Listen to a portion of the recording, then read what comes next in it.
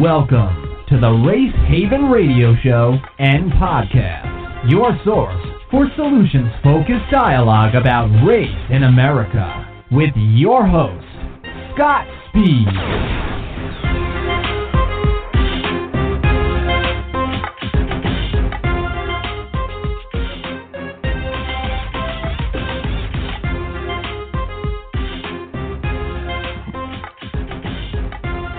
Hello, and welcome to Race Haven Live.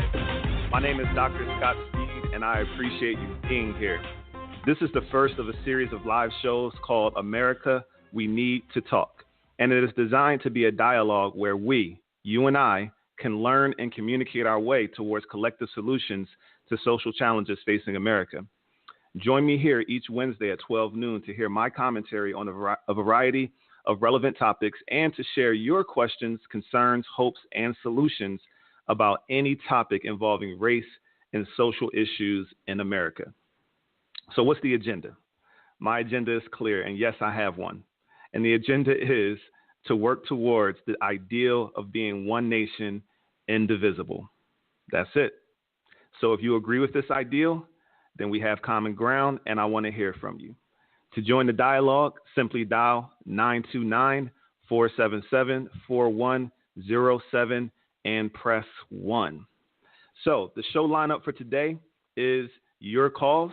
And with this being the first live show that I've done literally since over a year ago when we first started Race Haven, many of you are not aware that I'm doing live calls yet. So I've been promoting this on Facebook and our Race Haven community dialogue group, as well as on my personal page. So we'll see if anyone decides to call in and wants to speak.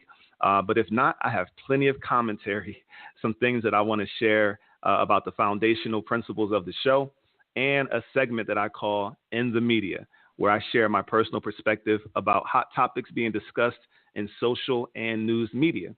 Today, those topics are two things: the HBCUs receiving praise from Betsy DeVos, saying that HBCUs are pioneers of school choice. She is the newly appointed head of schools in America, the Department of Education, in the Trump administration. And also, so I'm going to give some commentary on that. And I'm also going to give some commentary about the backlash from a segment of African Americans that I've been seeing online in social and news media, who are upset that Moonlight won the Oscar for Best Picture. So if you want to jump in to discuss any of those things, or literally to share anything that's on your mind, just dial 929-477-4107 and press 1 so that I know that you want to speak. Okay, you can dial that number to listen.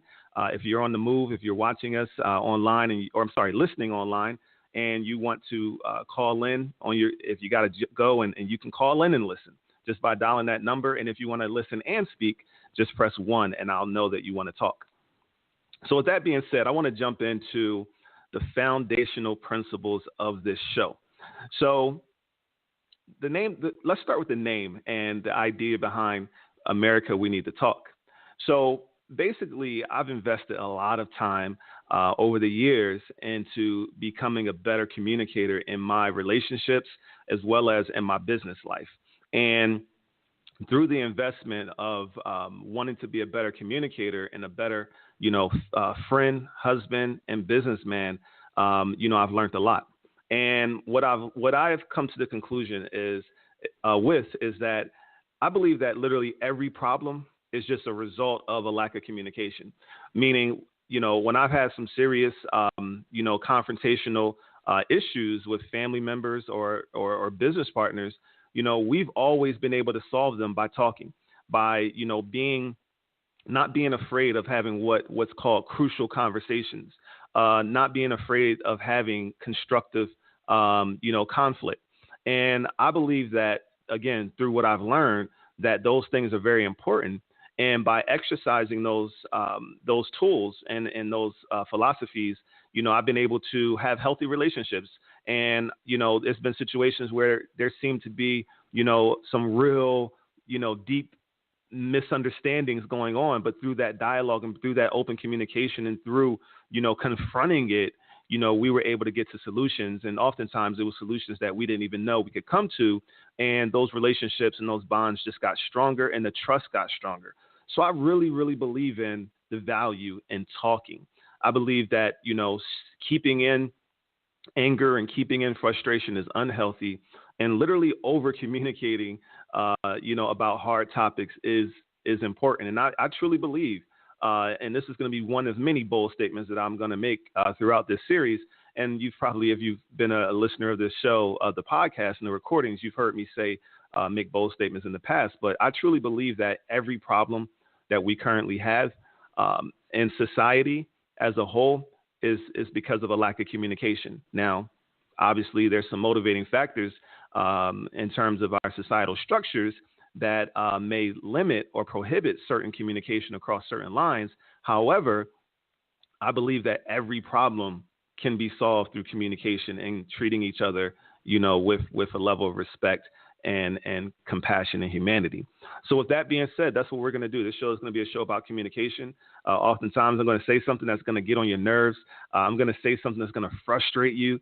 It's going to be outside of your comfort zone. But here's what I want to challenge you to do, to hang in there. And when you get frustrated, don't give up on me. Just ask questions, and let's see if we can find common ground. So a couple key points about, why we need to talk and some of the value of talking, in addition to what I just said, that just through my relationships, again, in business where the stakes are high, as well as in my marriage. That's really the most, close relationship I've had in my adult life, is the relationship with my wife, where I've had these crucial conversations. I've learned a few things. And one is that you can't be afraid to say dumb stuff, right? And also, as my background as a teacher, one of the things that I used to tell the young people, and you may have heard educators say, is there's never a dumb question, right? Literally, there's never a dumb question, because, again, communication is everything. And on the other side of your questions is the path to enlightenment and growth.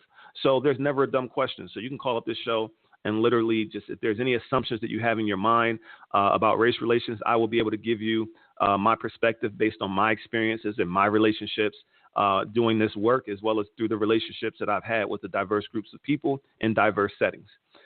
Also, I've learned that I cannot be afraid to be wrong.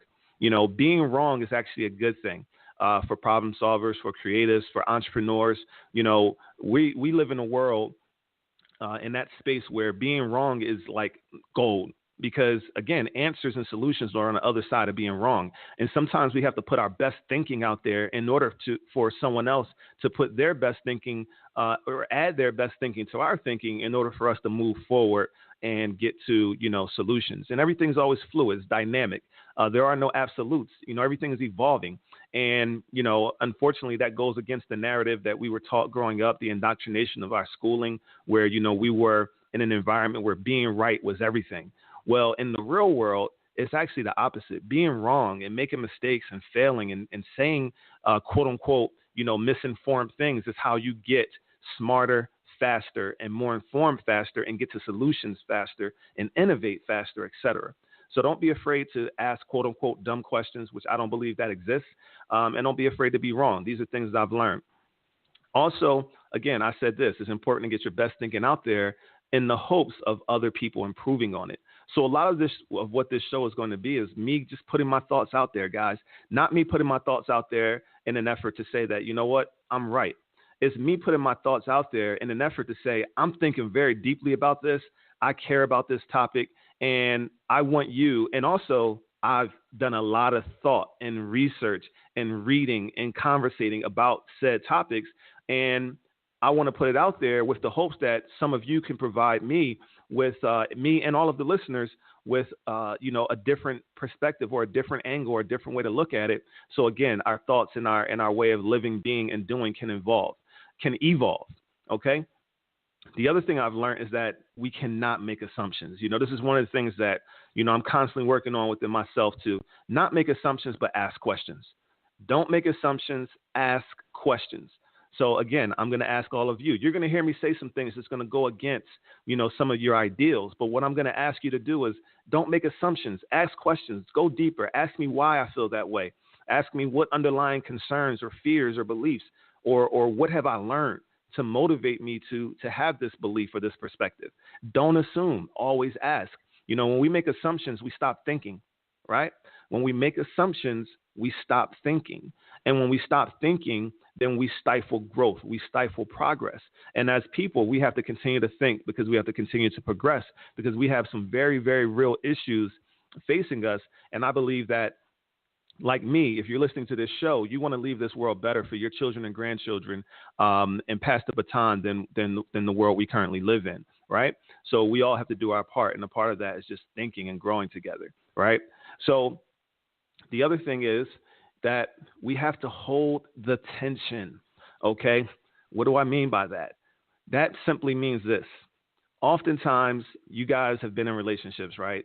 My wife and I will have a conversation, and I just get so frustrated, right? And the tension just builds up because she's saying something that goes against what I may think or what I may want at that particular time. But I hang in there. I listen. Right. And I'm not always perfect at this. And my wife will tell you I'm not always perfect at this, but I'm a work in progress as well. Right. But I am consciously, when I'm listening to her, I'm thinking about these principles. I'm thinking about these ideals that I'm sharing with you today. And I'm working on it. And I'm literally holding the tension and hanging in there and listening. And even when it makes me upset, I listen. And oftentimes, we have to conclude that particular conversation for the time being, and then I'll go off and I'll think about what she said, and it'll make more sense later. So in the moment, I may have been frustrated and I may have been upset, but there's a couple of things. One, I know that we share common ground. We both want what's best for each other, and we love each other, right? So from that standpoint and that common ground right there, there's a level of trust. And because we have that level of trust and we have that foundation, and we share that common ground of wanting to do what's best for each other and our family, then I have to take everything that she's saying, into consideration with that foundation in mind and not take it personal and realize that we're both working towards the same goals, but we may have different ways of thinking about getting there. And then as I go off and I, think about the things that she said and the reasons why she said it, et cetera, then oftentimes later on, it'll just hit me that, wow, that makes sense. And I'll include it into my perspective. It'll expand, the way I see the issue. So sometimes, again, within this show, I want all of us to find common ground. And that common ground that I laid out at the beginning of the show when I said that I have an agenda is this: one nation, indivisible. If you believe that this world or this country, let's start here in this country, right? If you believe this country would be a better place if we were one nation and we were indivisible, then we have common ground, because that's what I believe. I believe in, and I believe that we need to continue to work towards that ideal. So I think that we can have a level of trust in that when we talk, even if we think about getting there in different ways, we can always fall back on that common ground and listen to one another. And then even if we don't agree in the moment, we can process it and decide whether or not we want to include it in our worldview going forward. And if we do, great. And if we don't, great.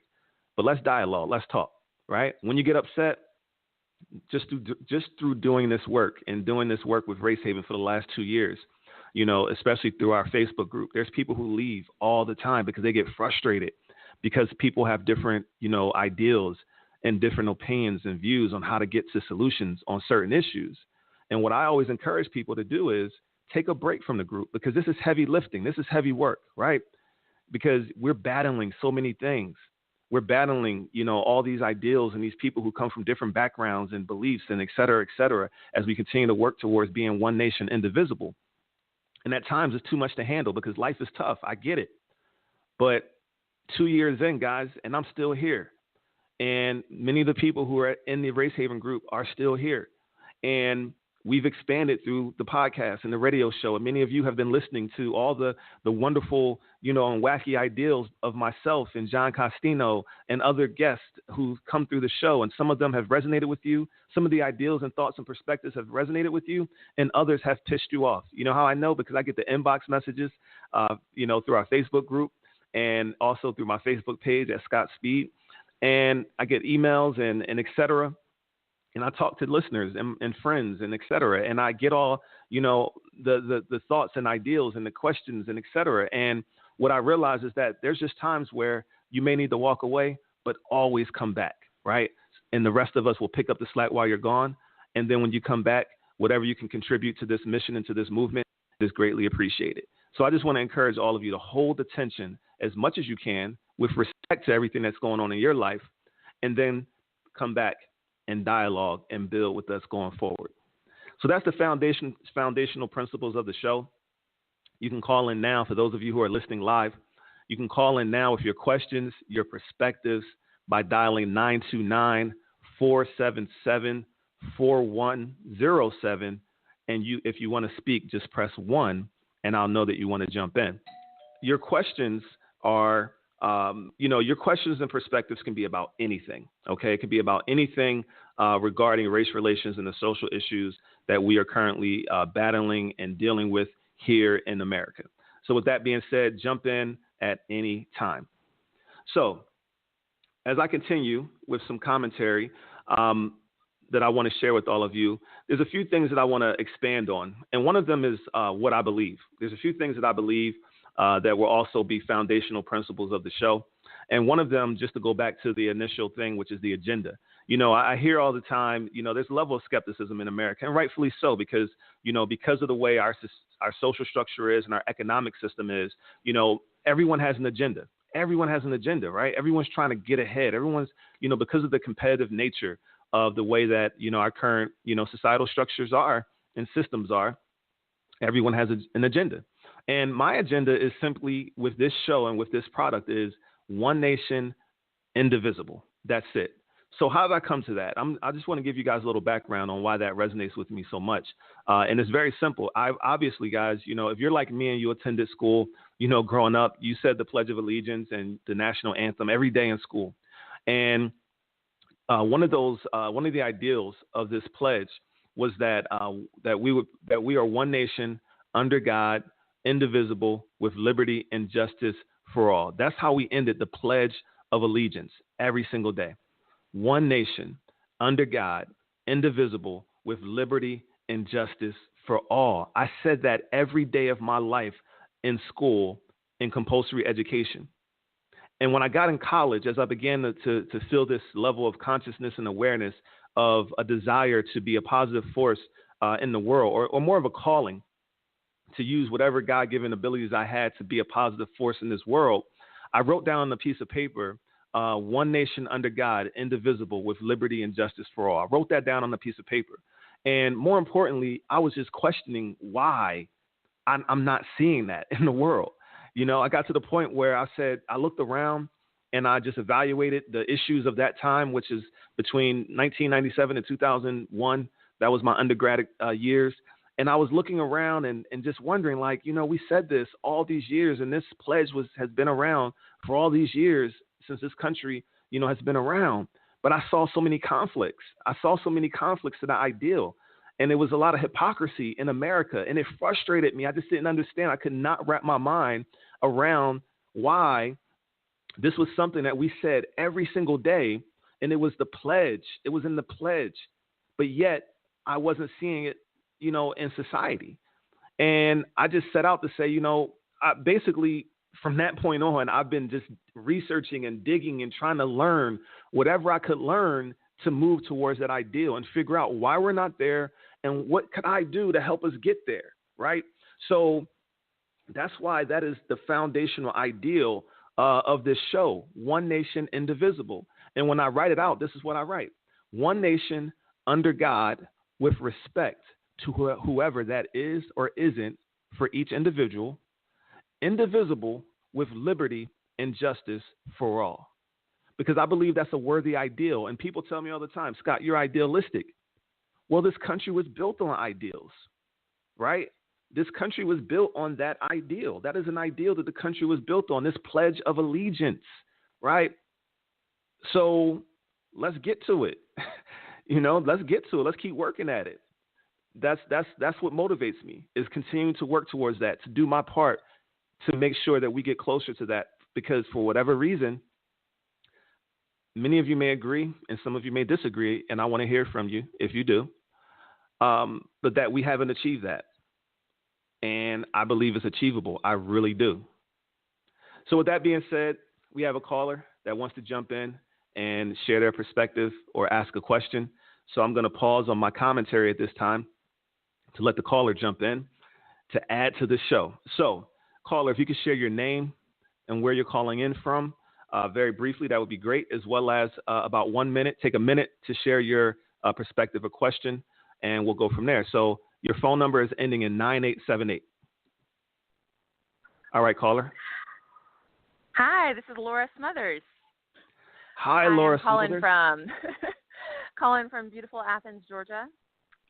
Thank you for calling. I had some thoughts about, you were making the comment, all problems stem from a communication failure.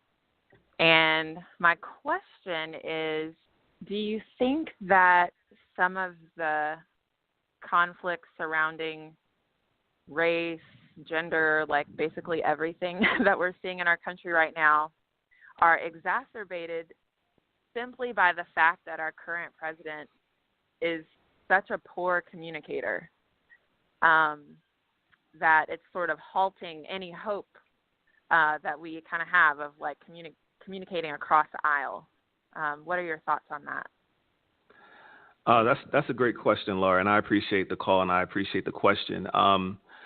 So one of the things, before I give my answer, I'm going to give a ton of prefaces during this show, guys, just so you know, because one of the things that I hope to do during this show is kind of expand the context, or let me say this, add context to a lot of the conversations that are being had in society, and then expand on them and kind of put my little twist on it. So with that being said, to answer your question, Laura, I don't think, let me say this, it's a two-part answer. So the first part is that the problems that we have in society, they didn't just start with President Trump in terms of our inability to unite to this point, to the level of which I'm speaking, right? There's levels of unity. There's everything. I believe that everything's on the spectrum, right? There's no absolute statement, everything. There's levels of unity in this country that are great, right? So, but to the level that I'm speaking of, where we no longer have, the things that divide us along the lines of like racism and, bigotry and xenophobia, et cetera. So with that being said, I believe that those problems existed in this country before Donald Trump. I see Donald Trump as a symptom of a root issue. Okay. And so I don't blame Donald Trump for any of the issues that we're currently facing in society in terms of our inability to communicate with one another effectively, or our inability to unite at the highest level. Now, in addition to that, I want to add that I think that Donald Trump, currently in his role, you mentioned his inability to effectively communicate.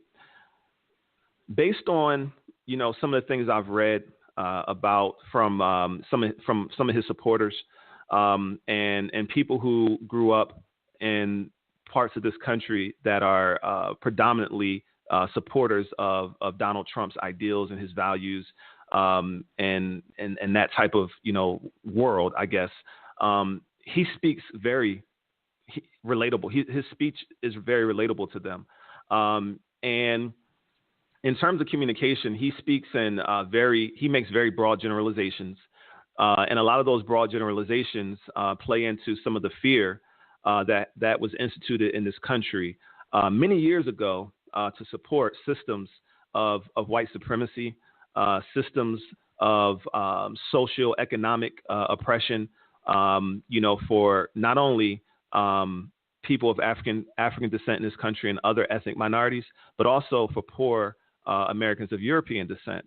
And there were certain things and ideals that this country were built on, if we're being honest, that were just bad, just to be frank and blunt, and bad in the sense that they were created that way for someone's gain. I'm sorry, for a group or a small segment of people's gain. And most of the time, these were people who were wealthy landowners, if we want to go way back to the origins of this country, and eventually politicians, et cetera, and wealthy landowners and men and always, European American men. So if you think about the foundations of this country, everything that we're seeing and we're discussing in society right now is literally symptoms of those root causes. So I always like to bring that context when I'm asked those questions. So I hope that answers your question, and I hope it makes sense, Laura. And I'm going to let you back in. I put you on mute there for a second, but I'm going to let you get back in and see if you have a follow-up question or anything you'd like to say to close out. Yeah, I really appreciated your answer. I just felt like, with President Obama, there was a sense in that he just had this winning way with words that was always an appeal to unity, in my opinion. Just his ability to sort of like translate from one side of the aisle to the other. And in this case, it just kind of seems pretty polarizing. So anyway, that's why I asked that question. Thank you. Thanks for calling, Laura, and I appreciate the question. It's always good hearing from you and talking to you. I look forward to doing it more later. We'll talk soon. All right. Sounds good. All right. Bye. So just to also add to what Laura just said, and her perspective is valid, and I appreciate it and I respect it, in terms of, what she said about President Obama and how she felt that he was able to bring people together in a more effective way than what she feels that President Trump is able to do. But for me, as I step back and I look at the whole political landscape, one of the things that I notice and one of the things that I always think to myself and one of the things that I always question is that I listen to people from all, sides of, I know we all do, right? We all listen to people from all sides. But for me, when I say I listen, I empathize with people from all political, along the political spectrum. I empathize with everyone. And what I mean by that is I believe that everyone gets behind whatever political person they get behind because they believe that person is speaking to them, is speaking to their needs, their wants, their concerns. I don't think that anyone is choosing the person that they're following politically to hurt anyone else. I believe that they're doing it because they believe that person is the best person to speak to their ideals. So with that being said, when someone says, that they believe that President Obama, was better at so-and-so or such and such, there's someone else on the flip side that's saying President Obama was horrible at that very same thing. And I find that fascinating. I'm always, I find perspective fascinating just in general. It's like, man, we can look at the same exact thing, or we can look at or hear the same exact thing, and we will all process it totally differently. So I find that fascinating. And I just want to, just share that that's kind of how I look at things. And kind of how I evaluate and just process everything. I just find it fascinating how that happens. So I want to jump into another ideal or belief that I have before I jump to the next caller. We have a few callers on the line that I'm going to jump to here in a second. But another another belief that I have is that we have to learn our way out of the issues and challenges we face. We have to learn our way out of the issues and challenges we face. Like Albert Einstein has a quote that I always, refer back to, and it's this: we cannot solve our problems with the same thinking we used when we created them. Let that marinate a little bit. We cannot solve our problems with the same thinking we used when we created them. So all of the things that one of the things I like to say all the time is that everything that we see that manifests itself in this world outside of nature was man-made. It started with our thoughts, right? Man or woman, right? It started with our thoughts. Thoughts are things. Everything that's physical in the physical form, it started with a thought and a human's mind. So with that being said, solutions to those things have all the problems that have come about because of the way we've designed, society, the systemic structures and the design, right? So, people say all the time, the definition of insanity is doing the same thing over and over and expecting different results. For me, that's how I feel about politics. And a lot of times people get offended with me and because they don't have my worldview, where if someone disagrees with me, I don't get offended. I respect it. I empathize because I know that based on, everyone's perspective is based on their ideals, the indoctrination of how they were raised, as well as what they've learned and unlearned as an adult. So based on my ideals and values, my indoctrination growing up, and what I've learned and unlearned as an adult, I've decided that politics divides us. And I've decided that, before that, I've decided that I don't want to put energy into anything that's divisive. And politics is one of those things. So and it's inherent that in the political, the way that politics was set up and the way it was designed by man, right? Specifically in America by men of European descent that were wealthy. And it continues to kind of play out that way in a lot of instances. No matter the ethnicity, it's usually people of means who get into politics and move up the ranks. But with that being said, the divisiveness that I feel like that we are all witnessing right now is par for the course. I always giggle when people say, things aren't what they used to be. And what I always think to myself is, no, they actually are. You just weren't around to witness it. Like there's something in our way of being that people say all the time, things aren't what they used to be. Or back in the day, it was like this, as if back in the day or years ago that there was this level of unity.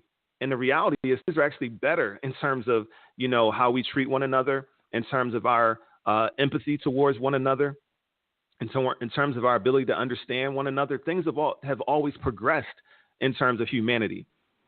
So with that being said, as long as politics continues to be a debate-based game, us versus them, red versus blue versus green versus whatever other color or faction, there will always be divisiveness. There will always be my guy or gal is better than your guy or gal. There will always be divisiveness. So for me, I feel like, again, we have to learn our way out of the issues that we face, or we're going to continue to do the same things over and over, expecting different results. So that's just another belief I have. Let's go to the next caller. The next caller, let's see. You have a phone number ending in 8380. Please share your name and where you're calling in from and your question or perspective. Hey, how you doing, Scott? This is Palmer. How you doing, Palmer? Good to hear from you. Say that again? Excuse me. What did you say? I said it's good to hear from you. Thanks for calling in. Oh, yeah. Yeah, he told me to give you a call, join in the conversation. We were talking about Moonlight, the movie. Yes. And did you have a question? You said you wanted to talk about that. I didn't know where you wanted to begin, or did you have something specific that you wanted to ask me about my view on that? Sure. I'm actually going to do a segment on that towards the end of the show. I don't know if you can hang around for that, but here's what I'll ask you to do. We can get into it right now. We don't have to go into a particular order. So let's do that. Let's talk about that. So basically, we're just kind of jumping around to the in the media part at this point. I already planned on talking about Moonlight, and I will get into it in more detail and when I get to that segment in terms of my commentary on it. But I'll go ahead and ask Palmer what I wanted to ask him, because I was scrolling through social media, and Palmer is someone who we've connected on Facebook, and this is our first time talking. But we connected on Facebook several months ago, and he's a member of the Race Haven Community Dialogue Group. And with that being said, he's someone who is very, based on what I've seen through social media, I see Palmer as someone who's intellectually curious, someone who's not afraid to, question things. And typically, people like that, you attract one another, and that's how you find people who think like you or think similarly in terms of that. And I've, gained a lot of Facebook friends who are like that. So with that being said, there's things that Palmer writes that, resonate with me, that he shares on social media that resonates with me. There's things that he shares that challenges me that I want to research more about. And I appreciate that. And one of the things that he shared recently, he said that he began to watch Moonlight, the movie that recently won the Best Picture Oscar, and he couldn't get through it. And he felt like it was serving the homosexual agenda. And you can correct me if I'm wrong in a moment here, Palmer. I'm just kind of giving our listeners some background. His commentary basically was how they tried to fool him and those who are heterosexual into watching a movie that, was based on the coming of age tale of a young African American male who was homosexual and all the things that he went through. And Palmer wasn't able to get through it, but in addition to that, he stated some things about, an agenda that was had. And I wanted to get him on, and I told him I would be talking about this topic today. So since I have you, Palmer, I want to ask you and if you can, we're gonna briefly get through this, and then I'll give some more commentary. But just very briefly, can you just share, your perspective on what you believe the homosexual agenda is, and why, this real, I guess, what I would believe or say is a reality for many Americans in terms of the homosexual Americans who are among us, who've come up and had to face the challenges that the young man faced in that movie. Why was it so hard for you to accept that being on the big screen? And what agenda do you think is behind that? Okay. Excuse me. Well, first of all, I don't think I was so much fooled as it was late at night and I was at Redbox. I was at Walmart. And I wasn't tired, so I said, let me grab a movie. And I remember somebody talking to me about Moonlight. And I was like, okay, here's that movie Moonlight. But they didn't tell me what it was about. So I won't say that I was fooled as much as I was just not expecting what I saw. So when I got the movie, I'm looking at the movie. I'm like, okay, I don't see where this is Academy Award. I see some pretty, I don't know, it's an indie. It's an independent movie.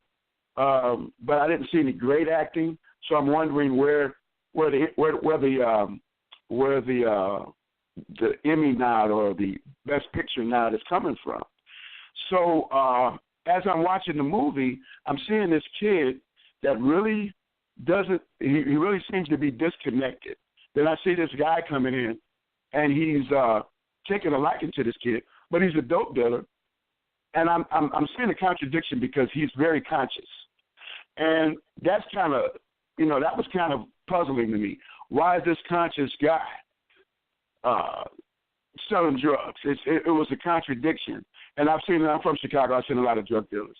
And you don't see that consciousness in drug dealers.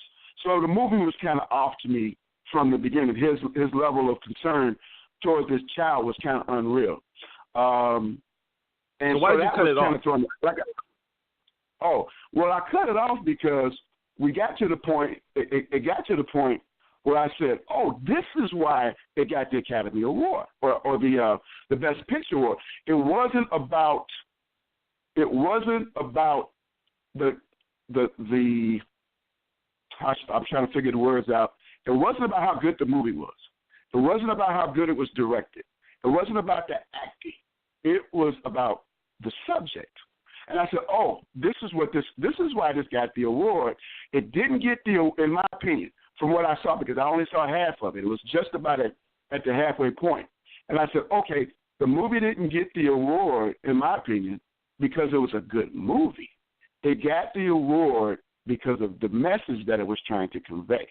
And the message was, it's the same message that I see in Empire and in the Have and the Have-Nots. I think Empire is directed better than Have and the Have-Nots. Have and the Have-Nots is like a bad soap opera to me. Well, let me just for the sake of time, Palmer, I apologize for cutting you off, but just for the sake of time, I want to keep it short and move in. I just want to make sure I understand what you're saying. So basically, you believe that the movie it won the award because of the subject. Now, let's be clear. The subject was for the life of a homosexual African American youth growing up in poverty and all the social ills that surrounds that. And you believe that the award, they won the awards and the accolades because of what? When you say because of the subject, what are you saying? I'm saying because of the content and because of an agenda that I see in America, in the music, in the clothing, where you have a rapper, Young Thug, that's wearing a dress on the cover, and this is being portrayed as normal. What is the agenda? To narrow it down, what is the agenda that you see that people are pushing, that you feel like these industries are pushing? What is the agenda? The feminization of the male in America, not black male, but of the male in America by via the black community. Okay, and then my final question. Because of the trend setting of the black community. Okay, and then my final question is, why do you think that is an agenda? Why do you think who gains from that, the feminization of the male in America? Really quick, why do you think that's happening? Just very briefly, why and who benefits from it? From your perspective. Going back to what you said about how politics is a divisive measure, I believe that it's a divisive measure because it stands on shifting sand, whereas the Constitution had a foundation. So when the foundation is weakened, then anything goes. So I think that the whole premise behind what's going on is that anything goes. We're accepting any and everything. There's no foundation. Okay, Palmer. There's no foundation, so therefore we're accepting anything. We're including anything. You feel this way, that's fine. Okay, the Constitution protects that view. So shifting sand doesn't have a foundation. It doesn't have ethics. It doesn't have morals. And I think that's what's needed for the foundation of this country. Okay, final question, because this is something I'm truly curious about, and I hope that some other listeners will call in to give their perspective on this when I get to it a little bit later. But final question is, so you believe that it's because of, we're giving casting a broad brush to the Constitution in terms of what's acceptable, but you didn't tell me why. Why is it a problem? What you just said, I don't see a problem with including and spreading. So, who's being hurt by this, and why do you think, why would someone or some entity want to intentionally feminize men in America through African Americans, and who does it? So that's one thing. But let's just say we put that to the side, and what you said, if we're including, we're letting quote unquote too much or whatever get through in terms of our morals and values, and we're accepting too much. And what I'm saying, based on accepting homosexuals, who does that hurt? Well, the end is not as important as the premise, in my opinion. And I don't want to avoid what you're saying, but I think that would be a different conversation, because what we're dealing with is liberty. A dog has a leash. That leash is designed to keep the dog from getting hit, to go to the elements. If he gets caught out in the rain, he doesn't have a shelter to go to, from being kidnapped, from being attacked by other dogs, from being lost. There's so many things that can happen to that dog if he loses the leash of his liberty. Liberty doesn't mean do what you want. That's anarchy. And anarchy is unacceptable because the world is a vacuum. It abhors. The world abhors a vacuum. And so we have to come back into some type of reign of government. And so if there's no foundation, then there's no true liberty, because liberty has a leash. Awesome. Thank you for that perspective, Palmer. I appreciate you calling in. I appreciate your perspective. All perspectives are welcome. Just very quickly, there's a couple of things that I want to expand on. I'm sorry, not expand on, but just kind of give to give my perspective on, and not to say, and again, because this is new, I want to make this point and elaborate and be very clear that when I give my perspective, this is not a debate show. This is a dialogue show. Okay? So in debate, it's right and wrong. It's winners and losers. In dialogue, it's sharing, right? It's sharing perspectives. There is no this way is the right way or that way is the wrong way. It's learning and sharing, right? And it doesn't mean that you have to agree with anyone. And it doesn't mean that what I'm about to say doesn't mean that Palmer is wrong in his perspective. So I just wanted to say that. And throughout this show, you'll hear me, and most of the time you'll hear me give a specific tenet of dialogue to support what I'm saying. But for now, I want to say that a couple of things that stood out to me. Palmer said that it was a contradiction between the dope dealer, and I saw the movie, just so everyone knows. I did see the movie, and I didn't know what I was going to see when my wife asked me to go see it. So I saw Moonlight just not having a clue what it was going to be about. So I was caught off guard in the sense that I had never saw a movie that was that highlighted the life of a homosexual person as the main character. However, I thought it was a great movie. I thought that the acting was good. I thought that the directing and the cinematography was creative and it was good, and it really brought the viewer in. And it was creative and it was very well done. It had context, it had layers, it had nuance, and I appreciated that. And I will say that some of the homosexual scenes, even though there was no all out sex scenes or anything like that, but there was a kissing scene and things like that. And because of my indoctrination, because of the way I was raised, that's still uncomfortable for me. Okay. I'm not afraid to admit that that's still uncomfortable for me. However, I am empathetic and I am tolerant towards it. Okay.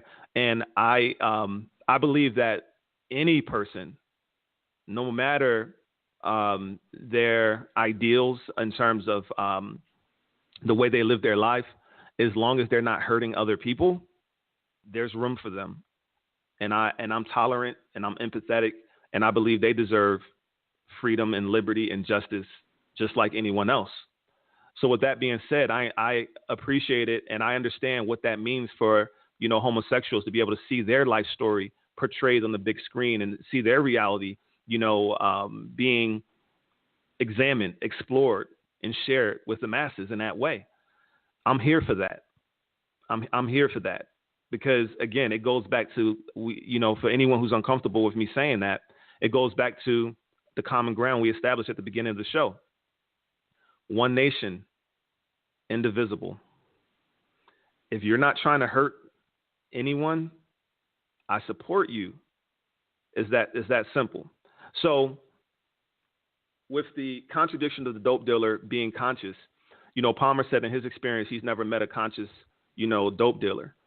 A friend of mine who's also a friend of the show, Race Haven, Raed Kurt DeVoe, I call him Kurt, but Raed DeVoe, he and I were talking about this because we both grew up knowing plenty of dope dealers, right? And in fact, we know that many dope dealers are actually good people. And from our perspective, there's a lot of people who sell drugs out of a sense of desperation. And there's so many factors that I don't have time to get into during this show, and I don't want to go that far, but we will eventually unpack all of that. But there's people who actually are good people. In fact, there's people that right now who never got caught that sold some weed when they were in high school or may have sold weed in college, but today as adults, they're looked at as outstanding people in the community.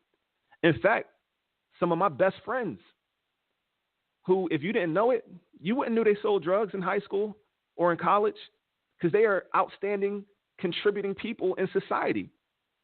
But they may have been so poor that they wouldn't have got through college without selling weed. And I'm not justifying it because it's illegal. It's a choice they made. But what I'm saying is it's hard to criticize someone without walking in their shoes and without sitting down and asking them questions and listening to the reasons why. That's the part about not making assumptions that I spoke about earlier. I said, don't make assumptions, ask questions. And I think that's something that's lacking in society. And I want this show to be a vehicle for that. Again, communication, right? So there's plenty of drug dealers that I know that are conscious, that are great people in society today that may have sold weed, when they were in, high school or college or some other drugs for that matter. There's some people, I know people who are CEOs right now of companies that are literally, I know a CEO of a Fortune 500 company, and I know plenty of listeners do as well, that we used to sell drugs in high school. So, that's just one thing. And then in terms of the feminization of males, I wanted to see if Palmer had anything to say about that in detail, about the gay agenda, which is something I hear a lot. And I'll get back into that a little bit later in the show. But it's something I find interesting. And I hope that you all noticed, instead of me just jumping down and putting down Palmer for his ideals that I don't necessarily agree with, I ask questions. That's dialogue. I wanted to get to the underlying beliefs of why he feels the way he does. And he shared that with me. So I respect it. And that's it. So moving on, we have another caller that wants to jump in. And what I want to do is, before jumping to that caller, I just want to share another belief that I have as a foundation to the show. And I kind of touched on it just a second ago. I believe that we have to work towards solutions collectively, together. We grew up in a world where, based on historical context and things I've learned, the reason why we do what we do in terms of separating things we separate everything and think that we have to separate things in order to understand them better, in order to move forward. And that comes from scientists and people in the medical profession, hundreds of years ago, as they were making advances in physics and biology and et cetera. They separated, anatomy. They separated parts of the body to understand it better. And because they were able to understand things better through separating them, that was called analyzing. Separating things to analyze things became the norm. And that kind of pervaded society going forward. It was like, let's break things apart to understand them better. But through further learning, and I guess a different ideal, the ideal that resonates with me is the idea of synthesizing, which is seeing and respecting how well things work when they're together. The human body works best as a unit. Holistically, it works best, not separate. Synthesizing, coming together, honoring the interconnected parts in all the systems that exist in society, because everything's there's it's just a series of systems and subsystems. The human body is a system, right? The same way that we talk about economics and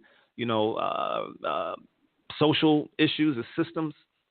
So everything is a system. The ecosystem, the solar system, all the way down to our body is a system, and then each organ in our body is a system within a system. So this is some systems thinking theory, which you'll hear me talk about often throughout the show as well. But one of the things that I believe in is, in terms of communicating in a way that synthesizes, dialogue was designed for that. Dialogue is a tool that helps us communicate in a way that synthesizes in order to find solutions, brings us together, looks at how the health of the whole versus debate. What debate does is it separates us. Debate puts us in polarizing positions. Debate sensationalizes issues, and it keeps us apart. And we reward debaters, the great debaters. We learn debate in school. Our politicians have debates when they have town halls and events, right? So as a result, we live in a debate-based society. And this all has historical context. But what I've learned, what is more healthy, is dialogue. And you and if you're like me, you hear dialogue your entire life, but you just thought it was just a way of talking. And maybe dialogue meant to listen to one another a little bit more.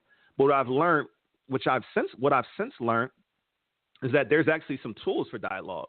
There's actually a framework for dialogue. And you'll hear me mention a lot of those things throughout the show. And just a couple of tenets that I love about dialogue versus debate. Dialogue is collaborative. Two or more sides work together toward common understanding. In contrast, debate is oppositional. Two sides oppose each other in an attempt to prove each other wrong. I personally believe that all of our problems that we are currently facing can be solved through dialogue. However, they will also continue to be perpetuated if we continue to debate. So let's get the next caller in. I appreciate you holding. You've been with me for a long time, caller, at last four numbers, 8758. Please state your name and where you're calling from. Hey, Scott, this is Dalen out in Southern California. How are you?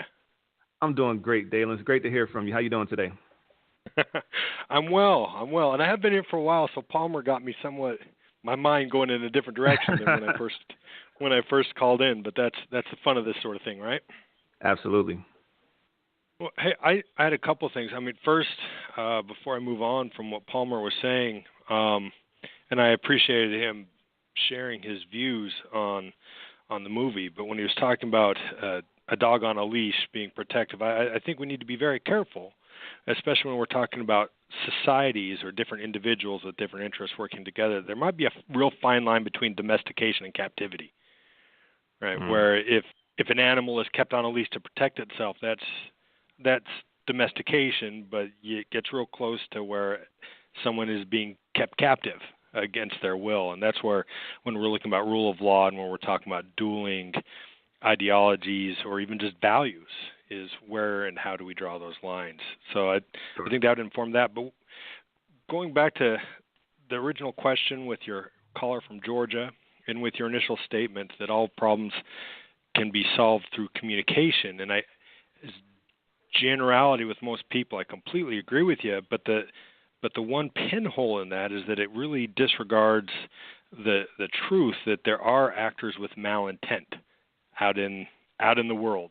When I say malintent, I mean there are people that are trying to do wrong, and that might even just be from an angle of self-indulgence. And if we go way back in history, I think there's a good example that most people are aware of if you look at, say, Thomas Jefferson, where Thomas Jefferson has these great ideals and even recognized that there's a contradiction between him holding slaves and forwarding the ideas of liberty for all. All men are created equal. But he adjusted his message for self-indulgence. He couldn't bring himself to give up his life of luxury. So I think one of the big challenges we have in true communication and dialogue is how do we not just identify those who have not even similar values, but those who don't have malintent, but how when we're communicating and trying to educate each other and get to that place of empathy, how do we overcome and drown out messages created by those with malintent?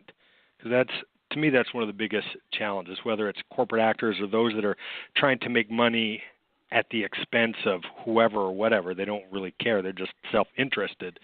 But we have to overcome those. We have to identify those and get around those. And sometimes people can't completely understand each other and then just prioritize to do something that hurts the other person anyway. Thank you for those. Thank you for that perspective, Dalen.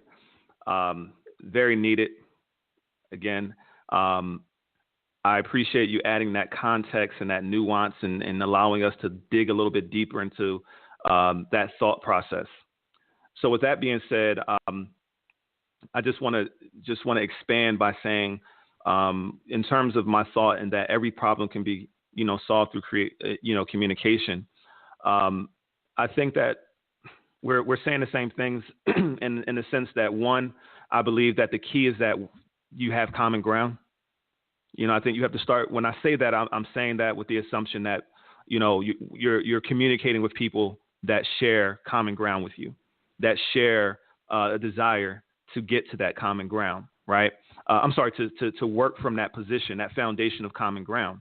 That's the first thing. And then you said that at the end, you said that a lot of times some of our, desire for self-interest or whatever may get in the way of doing what's right by other people.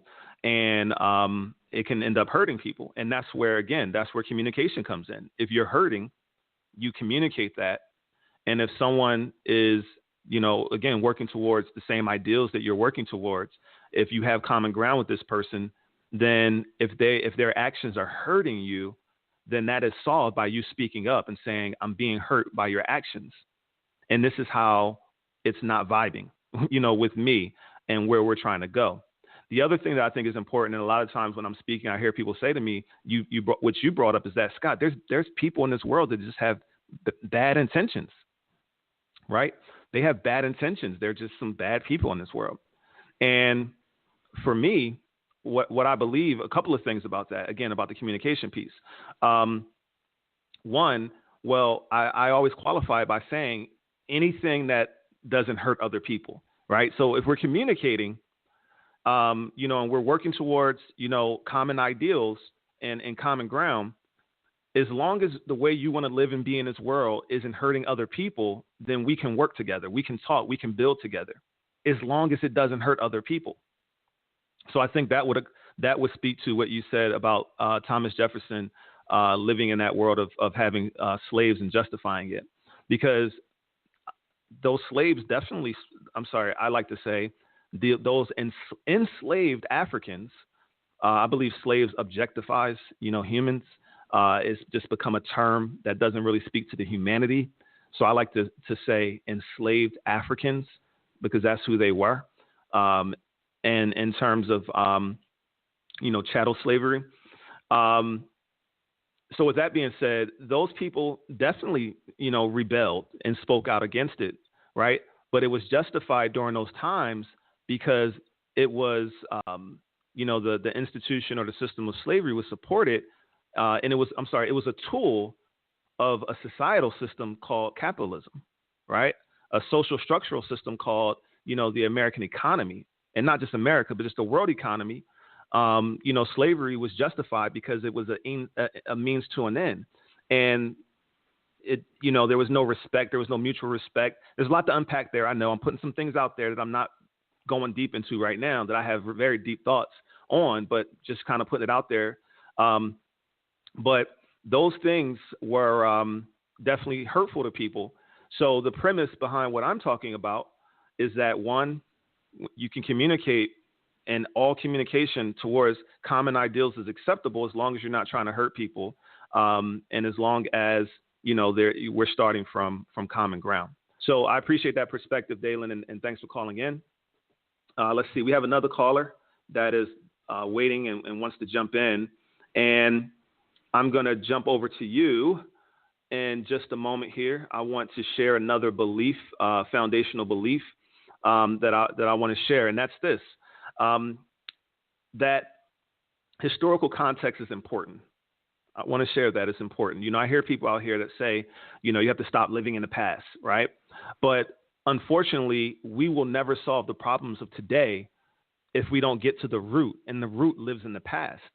We can't go forward without understanding the past. Now, that doesn't mean that we have to live in the past and wallow in the past in terms of allowing ourselves to be stuck there, which I feel like a lot of times people kind of extrapolate that when someone wants to use historical perspective. And I feel like sometimes people don't want to get into the complexity of adding, historical context. And I just want to, say that from my perspective, that's a wrong stance to take. It seems like a lot of times that comes up when people are uncomfortable with something that's being said. So they want to say that, well, stop living in the past, or you can't live in the past. But that's contradictory, because it's impossible for any of us not to live in the past in some sense. Whenever you give reverence to, your parents or your grandparents or your great grandparents, you're living in the past. Whenever you, admire, the great businesses that have been around for generations, you're living in the past. When you, if you're someone who loves the Constitution that was created, right, when this country was formed, you're living in the past. So there's historical context that's needed, that guides us, and that there's answers and there's solutions by tapping into. So I encourage everyone to embrace historical context, and we will embrace historical context in this show. And I encourage all of you to ask yourselves, why do I get frustrated at times when people bring up things from the past? Why is my response, for those of you who have this response, stop living in the past? Just a question to ask yourself. But let's go to the caller. Last four digits, 9534. State your name and where you're calling from. Hi, it's Andrew. Andrew. Hello. How are you? Not too bad, Scott. How are you? Doing good. Thanks for calling in. Where are you calling from, Andrew? Trinidad and Tobago, very far away. Carnival was just finished yesterday. Yeah, an international call. There you go. That's and exciting. over the internet. Awesome. Welcome. I'm not too sure I actually have a question, but I did want to touch on two items that were mentioned in previous calls. Share a perspective here. Go for it. Sure. Okay. I like Dale's comment. And in a way, I also like Palmer's comment, because it talks about a perspective, and yes, they're valid. But when you start to analyze, the complicated details of it, it in a way kind of becomes paradoxical, to say, for lack of a better word. To me, when I listen to Palmer and others who have an objection to homosexuality, I, in my mind, always come up with this notion or understanding of biological essentialism. Men are men, women are women, and heterosexuals are heterosexuals, and non-heterosexuals are non-heterosexuals, and white people are this, and Asians are this, and Indians are this, and black people are that. And it's an age-old understanding, which is kind of a crazy thought, that somehow that if you're a chair, you will always be a chair. If you're a desk, you will always be a desk. And when you connect that to biological essentialism, it kind of sets that up. And sexuality is more complex than that. You know, there's no other species on the planet that has this issue with sexuality, nor race, nor religion, nor gender. But yet humans have this. This is all socially manufactured. You know, so I just wanted to put that out there to say there is this thing called essentialism where you are siloed into a particular category and you're supposed to behave in that category. And if it's biological, fine. If it's social, it's fine. Whatever it is, it's that you are always supposed to occupy that silo. You know, so that's just an overarching thing, which is a completely separate topic as to why people are homophobic or other things. And by the way, I didn't watch the movie, so I'm just in here. No, I appreciate that. Basically, what I hear you saying, Andrew, what I hear you saying, and it's a great segue for me to get into in the media, which is I wanted to touch on that in more detail. But what I hear you saying, Andrew, and adding to this dialogue today is that it's a social construct. The idea of that gender or sexual preference, has value, any type of value in society, is a social construct. And as a social construct, again, I like to use the term systems. So it's a social system. It was man-made. It was created, and that goes back to something that I stated at the beginning. In terms of everything in terms of society's structure, what we see physically as well as the structures and the societal norms were all man-made. And I believe that Andrew, and again, thank you for calling, Andrew, and I appreciate that perspective. But what Andrew was saying was that, he just wanted to bring about the biological, portion to understanding that, biology is biology. Like he said, birds are birds, humans are humans, desks are desks once they're made, chairs are chairs once they're made. But there's a segment of people in society that believe that, in terms of, and let's go into sexuality. They believe that sexuality is something that is absolute and it's absolute, and it is one way. It's either one way or any other manifestation of it is just wrong. And they attach value, they attach religion, and all types of things that support those beliefs. And just based on, again, some of the things I've learned, based on things I've learned and unlearned, as I stated at the beginning, my understanding of these things have evolved because I understand the reason why we think the way we think. There's a book that I highly recommend called Out of Our Minds that goes into the history of how religion and socioeconomic forces throughout the years have played a huge role. Education, all these things, and the origins of the reasons why we think what we think. And when you are able to kind of think about why you think what you think, and I'm speaking for myself, it just opens your mind up to greater possibilities and understanding of the world around you. So with all that being said, I want to get into our final segment for the last 20 minutes here. Today's show will be 90 minutes or less. I didn't say that at the beginning, and I know some of you will listen to the podcast and you'll see that from the onset. But for those of you who are listening live, you're wondering, when is this going to end? It's going to be a 90-minute or less show, guys, and more like 90 minutes. So with that being said, I want to jump to our In the Media, segment, and there's two things I wanted to touch on. And the first thing is there was a Trump staffer, I believe Nancy DeVos is her name, the Secretary of Education in America. She made a comment as President Trump had the presidents of the various HBCUs around America, which are historically black colleges and universities, come in and they're signing some legislation to support them. And one of the things that came out of that was that Nancy DeVos made the comment that HBCUs were pioneers of school choice. And if you followed this, you've seen some of the pushback. And I just wanted to kind of just add to that for those of you who may have not seen that or heard some of the pushback against that. But what I wanted to add to that is, again, this is the importance of historical context. And this is also the importance of communication, because historical context for all of us is different depending on who you got it from, who you got your history from, or where you got your history from, and what the agenda was of the people who gave you that history. And because, again, we live in a country that there was a very clear agenda, in the founding of this country, which was that European American men were superior to everyone.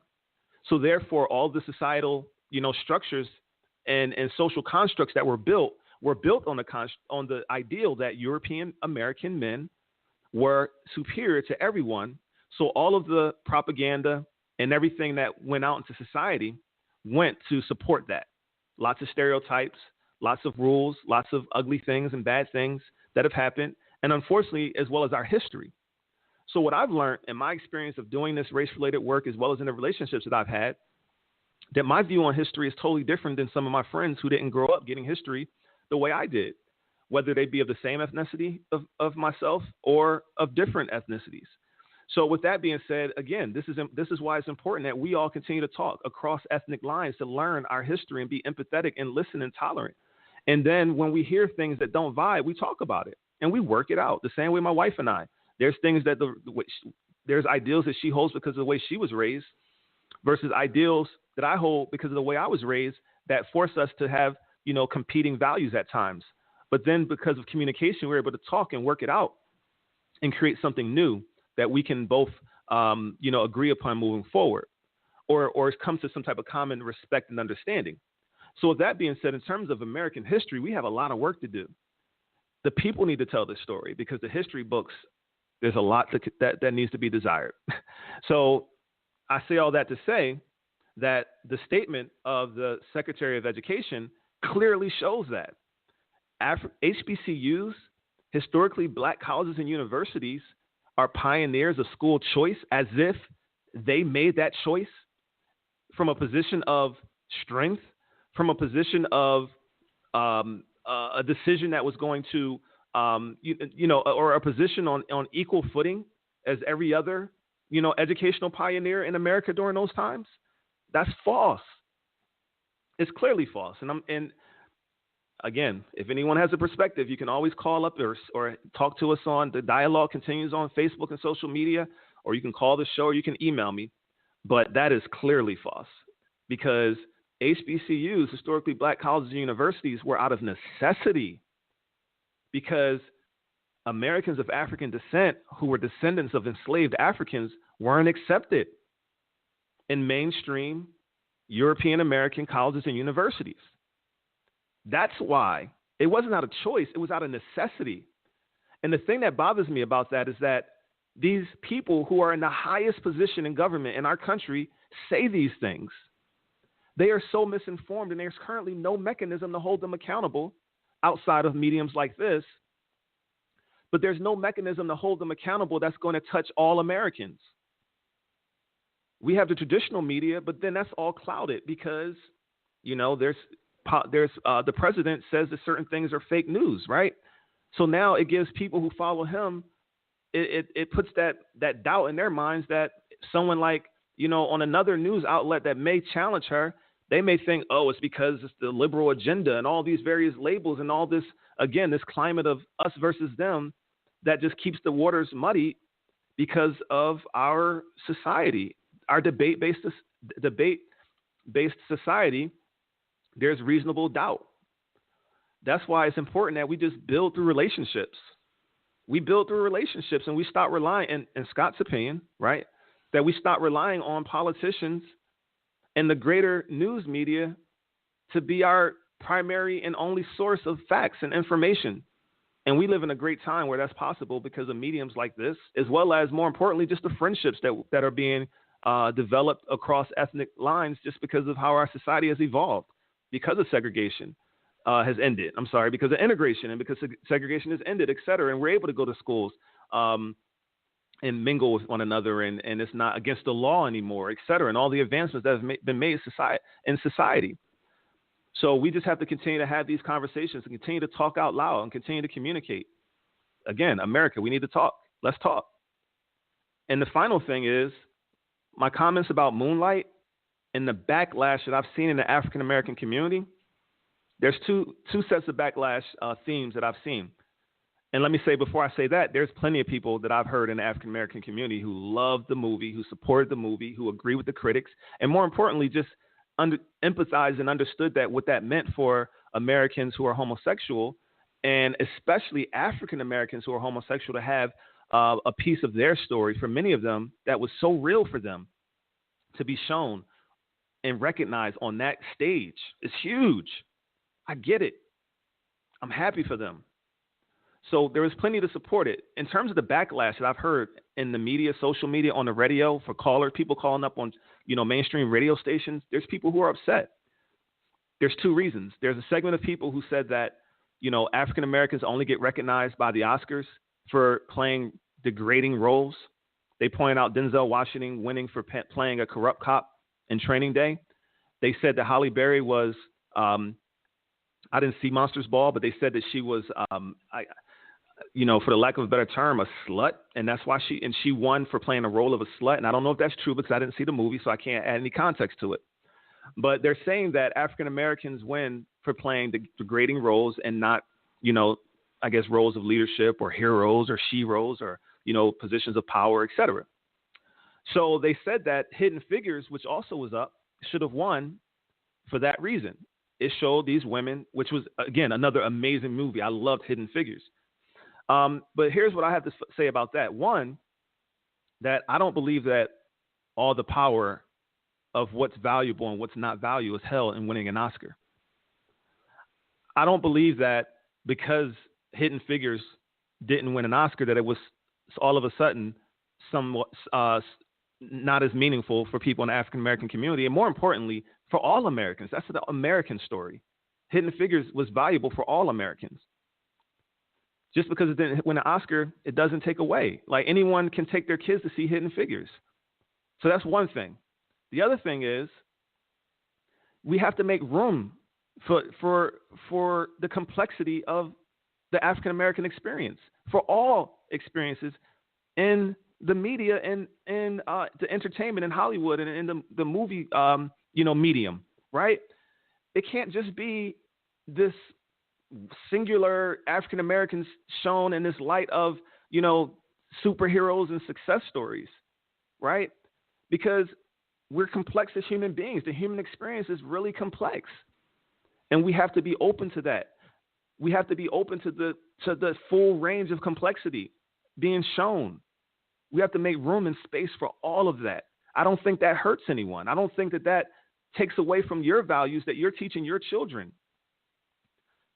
I think it just expands our minds for the possibilities so that we can empathize and have tolerance for the greater range of human experiences. I think that's healthy. The second pushback that people gave was, I heard a woman actually say that we need African American men to start being men again, right? As if this movie is turning people homosexual, and all the various, manifestations of homosexuality in the media and in television and movies that are coming out now are all of a sudden going to just make heterosexual people like myself say, you know what, that looks like a great idea, as if it's a choice, as if it's not a biological thing. And I know there's some debate about that, but my belief is that it's biological. Human sexuality is a spectrum. There's a spectrum. Most everything is a spectrum. It's on a spectrum. Okay, if I'm saying anything that challenges you, please be open to doing some more research. Don't get mad. Ask questions. Hang in there. Hold the tension. Someone posted on Facebook, this was the post. It said, it was an African-American male, and his post was this: this homosexual agenda is a powerful lobby. It's been in effect for decades, and they have won. They have taken the top position of pop secular culture. They have infiltrated the media, education, entertainment, sports, politics, business, and commerce, and religion, all areas of human activity. They have taken something once known as abnormal behavior and turned it into something not only normal, but preferred. If you are still thinking that Satan is not real, then you're a fool. Then you are a fool. The devil is busy and the church is asleep. I will never let someone convince me to watch that mess or anything like it. I fear for the kids. We have to fight to contend for the truth, but the world makes that nearly impossible. Man, that was heavy. That was heavy. That was heavy. I have friends and family that feel that way. And from my perspective, based on what I've learned and unlearned, that also hurts me to read that, because they speak of homosexuality as if these aren't real human beings who live this, as if they're less human than the person who wrote it, as if they don't have the ability to live and manifest their reality in this world the same way as the person who wrote it. As if the way they were wired and the way they were born, their God-given sexuality and the way they were born, for it to be called a sin, and they have to walk with that weight and that pressure of that social construct. For me, it saddens me because I empathize. Because you got to understand, one of the foundations of this show that I didn't get to, one of the principles of this show, and I want to ask if we have common ground on this, is that tolerance and empathy are the cure for prejudice, bigotry, and discrimination. You can't be prejudiced, you can't be a bigot, and you can't discriminate if you're exercising tolerance and empathy. They don't go together. They don't go together. Tolerance and empathy is the opposite. It's the antithesis, and it's the cure for prejudice, bigotry, and discrimination. Prejudice, bigotry, and discrimination hurt people. We will never be one nation, indivisible, if we're hurting people. Because hurt people hurt people. They lash out. They fight back. Are homosexuals less than people? No, they're humans. They're humans. So how can I disparage someone for showing prejudice or bigotry or discrimination in any other social construct in this world that we live in, but then myself exercise prejudice against people because of their sexual orientation, or discriminate against them because of their sexual orientation? It doesn't go together. So I just want to ask people who are listening to this, call up next Wednesday. Continue the dialogue on social media, but more importantly, call up next Wednesday, because I want to know. I want to know, because some of the people who are here speaking like this, I've also seen them criticize other people for displaying prejudice in this world, bigotry in this world, discrimination in this world. So I don't know how they can live together in your worldly ideals and the way you interact with the world.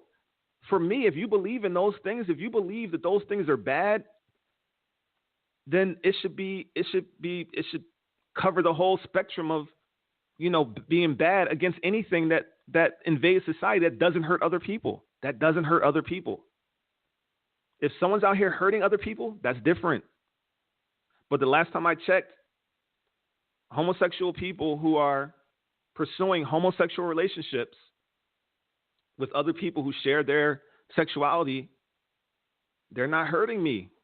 They're not hurting any other American or any other person in the world, for our international listeners and callers. So again, if you're listening and I'm making you uncomfortable, do we have common ground? Do we truly believe that the idea of one nation, indivisible, is important and that would make our society healthy? Do we believe that prejudice, bigotry, and discrimination are unhealthy for society? Do we believe that tolerance and empathy are healthy for our society? And if we exercise tolerance and empathy across the board for the human experience in every way that it manifests itself in ways that don't hurt others, then how can we speak badly and speak down to homosexual people? How can we say that they are a walking sin is pretty much what, how it was referenced in that quote from Facebook that I just shared. That's something I don't understand. It's something I'm very curious about. It's something that I'm looking to gain, deeper understanding about the whole gay agenda. I see it all the time and I just don't get it. Palmer mentioned the feminization of males as an agenda. I want to understand who benefits from this agenda and why did they create it? I just want to know your thinking. I don't agree with it, but I'm open to hearing. Because I don't think you and I will get closer together and come closer in terms of moving forward to make the world a better place if we don't listen to one another. So I'm open to listening. So with that being said, for, anyone who's listening that is homosexual, that has to bear that weight, I just want to let you know I empathize, and, that's tough. And I empathize that you have to bear that and hear that and see those themes throughout society. And I believe that it's going to get better, and you have an ally in me as someone that will always speak to your right to humanity and experiencing humanity with the same liberties and freedoms, both socially and in law, as everyone else. And I'm going to continue to speak towards that and fight for that and fight with you for that. And for those of you who don't agree, who say, I'll never listen to this show again because Scott feels that way, I just want to challenge you to hold the tension. Hold the tension. We're trying to make the world a better place for our kids and grandkids, right? Dialogue with me. Let's work towards common solutions. You may have some information that I didn't learn yet that may move me. I don't know, but share it with me. So with that said, I appreciate everyone listening. That's our time for today. Thank you for listening to the first Race Haven Live America We Need to Talk show. A special thank you to all of the callers. I really appreciate you calling in. Be sure to subscribe to the Race Haven podcast on the iPhone podcast app or Stitcher Radio app for Android so that you never miss the dialogue. And if you love this show, please leave us a review on the podcast and Stitcher apps. This will help our show gain more visibility and listeners. Also, we want to hear from you. You can email us at solutions@racehavenpodcast.com or join us on Facebook at Race Haven Podcast to continue the dialogue. You can also join our online chat community by joining the Race Haven Community Dialogue Facebook group. Also, please tell your friends about Race Haven, okay? Tell a friend if you enjoyed the show today. Tell them to listen to the recording. And to close out, I just want to share that a Race Haven is a safe place for people from diverse ethnic, religious, cultural, and political backgrounds to bring their race-based perspectives, questions, assumptions, frustrations, and experiences to engage in thoughtful, honest dialogue in an effort to transcend race and unify America. Remember, we are all smarter when we think together. Love y'all. Peace. Thanks for listening to the Race Haven Radio Show and Podcast. Be sure to visit www.racehavenblog.com to comment and learn more.